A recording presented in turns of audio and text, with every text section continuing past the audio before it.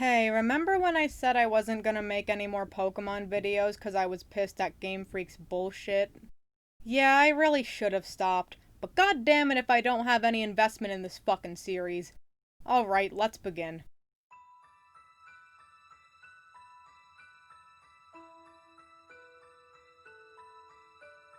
Hello everyone, this is VG Master 2, and Pokemon is 24 years old. We're almost to the big 2-5.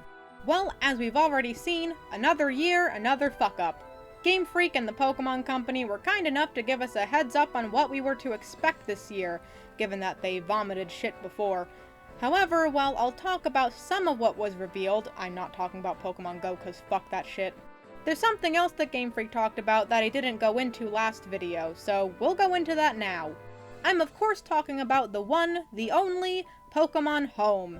Yep, Game Freak graciously gave us some information before just dumping it on our heads and crushing our skulls. Before now, we only ever had the confirmation that this was a thing that would exist and completely imprison all Pokemon who weren't allowed into Sword and Shield. Thankfully, that's all in the past. So, let's go see what this is all about. So as mentioned in a previous video, Pokemon Home is a subscription-based service, meaning that you can only use it if you pay Game Freak some sweet cash. Before, people could only assume it would be as much as Pokemon Bank, but the actual price is nothing! Wait, that's not right. Ah, here we go. It costs nothing if you get the basic subscription. Okay, so what can we do? Amount of Pokemon 30? No transferring allowed? What the fuck? Oh, but don't worry viewers, you can do all of that with the premium subscription, which not only allows 6,000 Pokemon, but also allows transfers from Pokemon Bank, and also this shit from the chart shown on screen. You can get the premium subscription for the low price of... That's not low. I'm sorry. $16? That's more than what the DLC packs would cost if you could buy them individually. That's over 3/4 of the Nintendo Online price. Are you kidding me? This is disgusting. Pokemon Bank was bad enough. That was already taking the free base game mechanic of transferring and making you pay for it, but at least that was $5, and at least that was all or nothing. You either paid and got everything, or didn't pay and got nothing. With this, not only are they making it cost more, they're giving people a taste in order to coerce people into buying the whole fucking pie. Well, sorry, Game Freak, your pie tastes like shit! Do any of you guys remember when this shit was free? Back in Gen 4 and Gen 5, they made mechanics specific to the games that enabled you to transfer them without a separate software. I never used it, not more than once, but fuck man, can we go back to that? So this basically means that if you want all of the content in these games, you have to pay $60, $120 for both, another $30 for one game's DLC pack, $60 for both, $20 for online features, and $16 for this. That equals $216 for a game that's still incomplete. Also, plus $50 if you want the Mew paywall ball. Whatever, let's see the fucking features, I guess. It has the National Pokédex. What? Am I supposed to be happy? Am I supposed to cheer for you? Yay! All the Pokemon were coded into the transfer and storage system that can't even transfer every Pokemon into the newest game, leaving hundreds of them prisoner and forcing you to pay money to keep them. I know they're only doing this because of what happened with Sword and Shield, but here's the thing, Game Freak. The people who were mad at you were only mad because they're not retarded. They're not just gonna see the words National Pokédex and magically stop being angry. At least, I hope they're smarter than that. Oh, but they remade the Pokemon's pretty 2D artwork with shittily redone 3D looking JPEGs. Oh wow, thanks Game Freak, just what I wanted. Already talked about transferring and storage. Ah, here we go, trading. Available in all subscriptions, but only on mobile devices. Oh yeah, that's a thing. You can trade with friends. And the GTS? Wait, they got rid of that in Sword and Shield? Jesus Christ, Game Freak! Some shit called Wonderbox, that's basically GTS on a bigger scale. Something called Room Trade, which is basically friend trade with people who aren't your friend. Of course, the versions in basic subscription are ass compared to the precious paid version. There's Mystery Gift, because apparently there'll be gifts receivable through here. Other not important shit that you can read about on Cerebi, and IV Judge. That's only available in paid mode? What? Wasn't that something you could just do in the main series games before? Fuck, every single time Game Freak puts anything in anywhere, everything gets worse. Christ, they have a problem. So that would have been the end of that segment, and I would have been able to move on to the birthday bullshit. But as I was writing this, yes, I was writing the Pokemon Home portion in advance, Game Freak decided to be the kind, consumer-friendly company they are, and drop Home completely out of nowhere with no prior announcements whatsoever the night of February 11th. Wow, thank you so much. I know I joked about them dropping it, but I didn't think they were retarded enough to do it. Well, there's no way I'm ever gonna get it, but let's see what it's like, I guess. Ah! What the fuck is that? Grand Oak? Granddad? What the fuck? Oh, great. Another oak. You know, Game Freak, all you're doing is making Professor Oak's family more and more confusing. And ruining it. Oh, and it's funny. He wants to get every single Pokemon. He wants the National Dex. Aw, Game Freak, that's so cute. You know, maybe if you put the National Dex in Sword and Shield, people wouldn't hate you. Well, joke's on you, Granddad. Because even if someone was retarded enough to buy this shit and transfer all their Pokemon to prison, we all know that Gen 9 is going to release on the Switch, and that's gonna connect with Home, so you still wouldn't have every Pokemon. Ugh, whatever.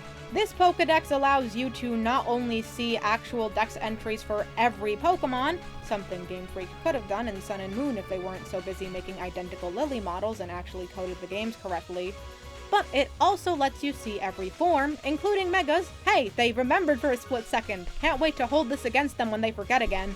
As well as see a size comparison, which you could just do by typing height comparisons into Google and clicking the first option. Also, it doesn't even tell you the trainer's height, so unless you've memorized some of the Pokemon's heights already, it does absolutely nothing, and gives you different ways to categorize them, including by regions. For some reason, Meltan and Melmetal are from unknown origin. Game Freak, you literally could have just said they're from Galar and made it easy for yourself. Especially because, since you didn't, this means you're probably never gonna tell us. I mean, God knows they forget about their main gimmicks every single time a new one comes out, so forgetting 2 Pokemon? Easy!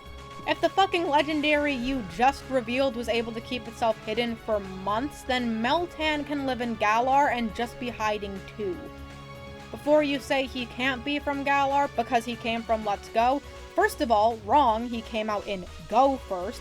That doesn't really matter because if you recall, the only way to receive Maxable, Pikachu, and Eevee is to waste $120 on those pieces of steaming shit. So if having both Go and Let's Go was the requirement for bringing Meltan home to Galar, I wouldn't be surprised.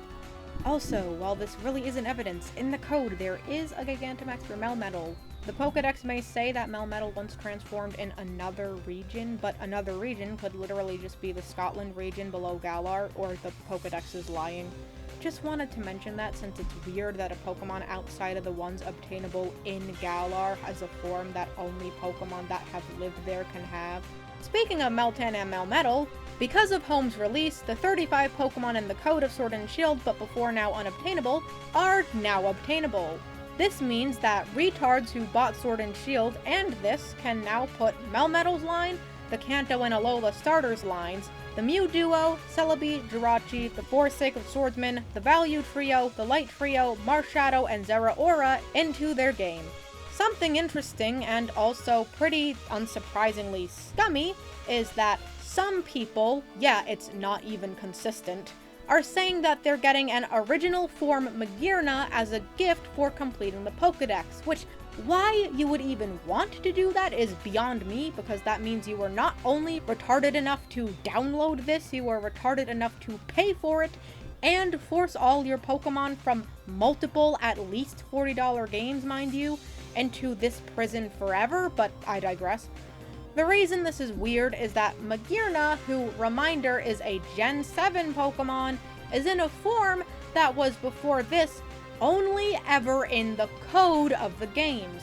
Similar to Eternal Flower Floette, it's been there since Magearna's inception, but has never been obtainable. But Magearna isn't even part of the 35 transferable Pokemon. She's the only Gen 7 legendary under the subclassification Mythical that isn't. So, not only did they wait until now, in their scummy, expensive prison software, to release this form, you can't even transfer her into the games. So, if you want to keep your precious rare Magearna, looks like you're gonna have to pay up until Daddy Game Freak gives you permission to free her. Yep, it turns out that that mystery gift option wasn't for nothing, as there are already gift Pokemon out. Other than Magearna, there's also a Pikachu you get when loading up the game, which is Japanese everywhere for some reason. One of the Kanto starters that you can select when booting up the mobile version. Ha! It's funny because that's just like in the first games, except it's also just like Pokemon Go, which chances are the people who got this dumpster fire have already, so this is pointless. Rotom when you use the GTS, Eevee when you use the Wonder Box, and Pichu when you complete a challenge for the first time. Oh, I'm sorry? What's a challenge? Well, this thing has milestones that it passes off as challenges to give the illusion that you're playing a game when you're not. What do I mean by that? Well, challenges, as you can see from the screenshot on screen, only consist of you dropping in and imprisoning your poor Pokemon from other games. Other games that I remind you all cost at least $40. Some of them even require you to yeet in a Pokemon from a game as old as the original Ruby and Sapphire. Yeah, Game Freak is egging people on to imprison Pokemon they could have had for over 15 years. And for what? A few amalgamous points that don't matter and a rare Magearna who's also imprisoned? Game Freak, you are evil. There's also research tasks, which are literally the same thing except they're only for Sword and Shield, and that pile of steaming shit that Game Freak won't let us forget about. So that's about it for Pokemon Home. Time to talk about the big day. There was some shit about Pokemon Go, I don't care so I'm not going to talk about it. And there was also some shit about Masters, I don't care so I'm not going to talk about it either. Hey, listen, I don't give a fuck about shitty mobile games, I'm not just going to talk about them just because something happened. If I did, then even more of my videos would be focused on Pokemon, and I already hate how many there are now. I guess I'll mention that there were raid battles with Mewtwo in Sword and Shield. At first I thought it was pretty retarded to give away a free Mewtwo, but then I found out you can't even catch him. I didn't know what's worse, giving away a legendary for free, or tempting people with one and not delivering. God damn it, Game Freak. Oh, there were also raids for the Kanto starters which you could catch, so free Kanto starters. Speaking of Mewtwo and the Kanto starters, the 22nd movie came out internationally. I'm not gonna say anything about it since I might eventually get into reviewing it when I review the entire fucking series, but in case people didn't know, there you go. It's out now on Netflix.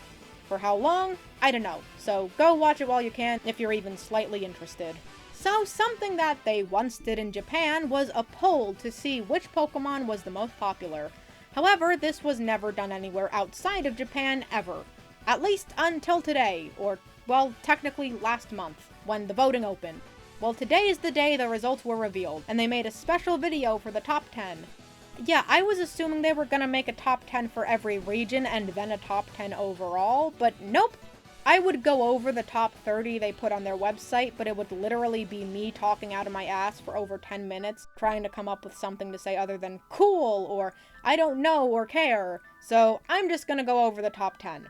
I can't wait to be disappointed by this community's low intelligence. Number 10. Gengar. This isn't that much of a surprise. Gengar is one of the first 151, so you know a bunch of old normies are gonna pick him. Plus, he has a simple but cool design. Also, he's a ghost. I've never really seen him as top 10 worthy, although that may be coming from personal bias, but I can understand why he's here. Number 9, Gardevoir. Oh god, really? Am I just supposed to expect that most of those votes were jokes? Because if not, ew. Like, I know Gardevoir's popular, but most of that popularity didn't come from the intended audience for the intended reason. The fact that at least a good chunk of votes came from horny dumb fucks who like her sexually, and the fact that they were enough to get her in the top 10, is disturbing. I mean, Gardevoir is pretty cool, but this just feels wrong. Number 8, Rayquaza, our first legendary on the list. This makes quite a bit of sense. Rayquaza is an old Pokemon with an interesting design that was recently improved upon, enough to give it enough time in the spotlight that it could fester even more fanfare. While Rayquaza's not even in my top 10 legendaries, I can understand why he would be for a lot of people, so his inclusion makes sense. His spot feels right too. He's not the least popular of the top 10, but he's not super high either. Just about in the middle seems right when you include more than just legendaries. Number 7, Garchomp. Oh yeah, I can definitely see where this one is coming from. Signature Pokemon of Cynthia, pseudo-legendary, and has an incredible Mega? I'm surprised he's not higher.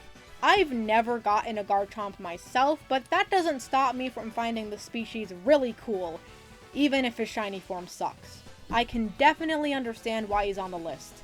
Number 6 and number 5, Sylveon and Umbreon. Yeah, 2 Eevee evolutions back to back. Now, listen, Eevee's great, and I love some of the designs for his evolutions. In fact, I think Sylveon might be the most solid one. But really? 2 in a row after Garchomp? I get that Eevee's popular, but geez. I think that out of the 2 of them, Umbreon is more understandable, but he still feels too high. I just can't see people liking an Eevee evolution more than one of the most popular pseudos ever. Especially Sylveon. She looks great, but she's the newest. She hasn't had the time to settle like even Umbreon has. I guess maybe this comes from a bunch of normies who wanted to pick Eevee but knew it would be too obvious so they picked the evolutions? I don't know. Number 4, Charizard. Oh great, there he is. Yeah, you forget that, for as much as Game Freak overuses Charizard, there are actually tons of retards who just eat that shit up. Kinda surprised he's not actually higher. With how Game Freak treats him and sheep follow them, you'd think they'd crown him the God King Emperor of the Moon or something. I mean, if you ask me, Charizard's nothing special. Sure, he's a Gen 1 starter. Sure, he's a dragon. Sure, his megas are kinda cool. But other than that, he's kinda got nothing. If you ask me, he shouldn't be in the top 10. He's not even the best designed starter. I'd say that would go to either Sceptile, Decidueye, or Infernape. But whatever. Just the Pokemon community showing their stupidity. Number 3, Mimikyu. Okay, so it's already been confirmed a millionfold, but if you needed more proof that the community's retarded... Now, anyone who's seen my shit for some time will know that I highly dislike Mimikyu, and the reason is that he is the literal definition of an attention whore. Someone who doesn't like where they are in life for whatever reason, and then tries to do anything they can in order to gain the attention they so crave.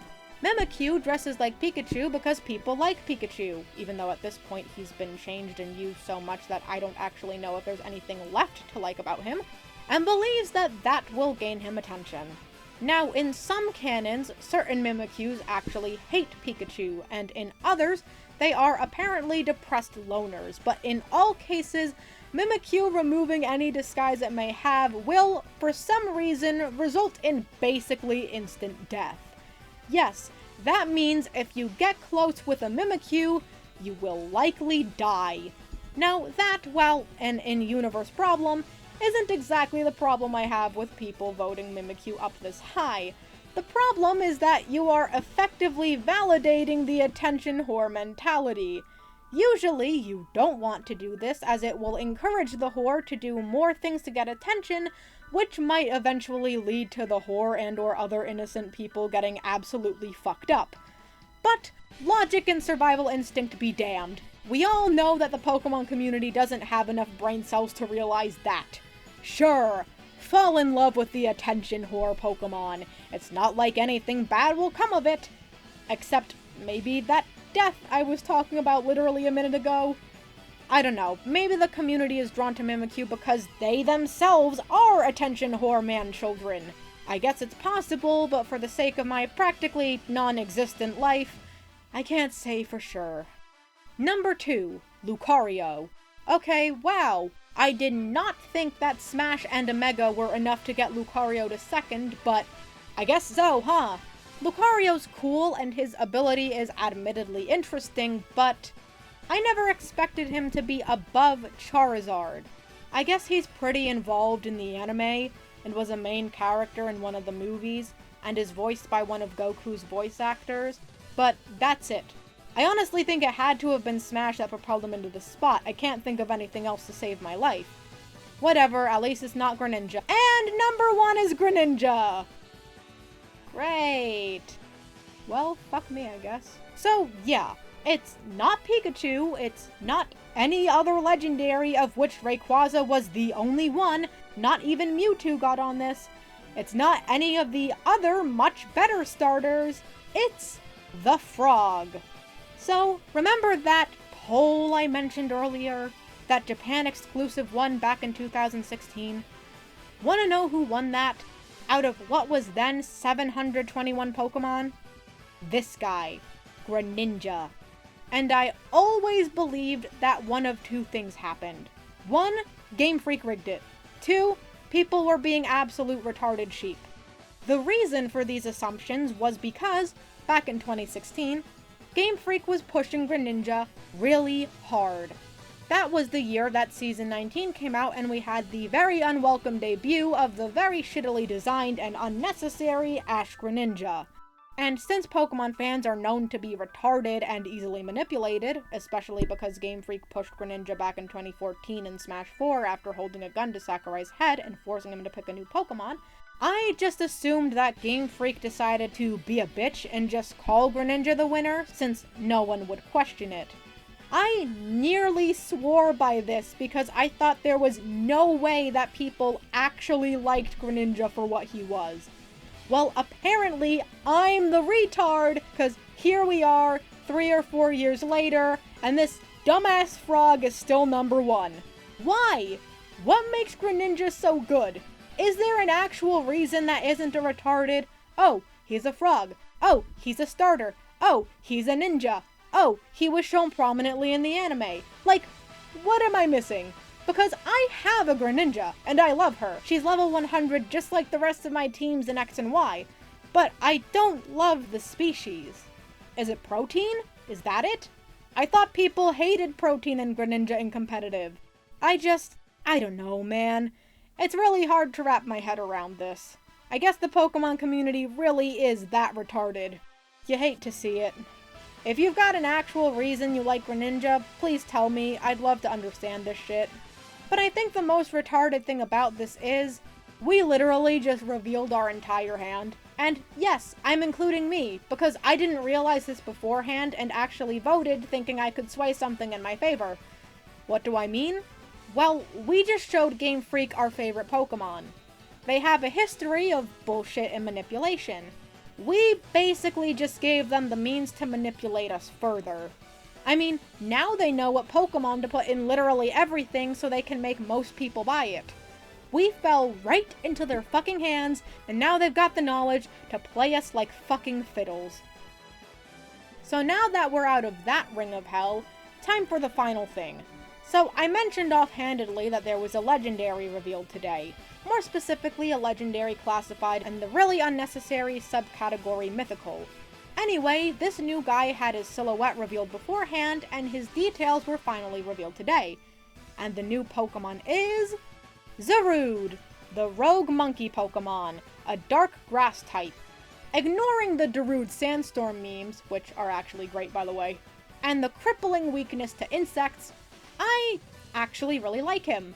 His design is really solid. The only thing I don't like is his red sclera. I feel like if it was white and his iris was red, then it would be better. But other than that, he's great. I really like him. Zarude is set to appear in the 23rd Pokemon movie, as well as Shiny Celebi. Aw fuck, this is real Mystery Dungeon hours now, boys. The plot seems really subdued. Actually, it's literally just Tarzan, and it looks okay, but I'm kinda disappointed, because after thinking about it, I kinda realized Zarude is a really good foil for Calyrex. Zarude is a rogue, Calyrex is a king. Zarude is dark grass, Calyrex is psychic grass. Calyrex is calm and composed, Zarude is wild and aggressive. Calyrex is composed of white, off-gray, pale blues, and deep greens. Zarude is composed of gray, dark gray, and bright green. It would be perfect, and it's not gonna happen, and that almost makes me mad. Also, fun fact, Zarude is the first monkey legendary. Yep, 24 years and we just got our first one. God damn it, Game Freak. Well, that's it. That's Pokemon's 24th birthday. And Pokemon Home. It was okay. Could have been better. Could have not included Greninja. But it could have been worse. Anyways, I'm BG Master 2. And I've got to make sure Greninja gets dethroned next year.